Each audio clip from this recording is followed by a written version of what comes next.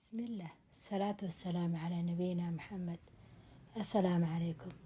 walaalyaal waxaa idinla wadaagaya maantana qiso yaraan kasoo akhristay meel riwaayadda waxay leedahay ma rabtaa inaad ogaatid inaad tahay cagaha hoostooda.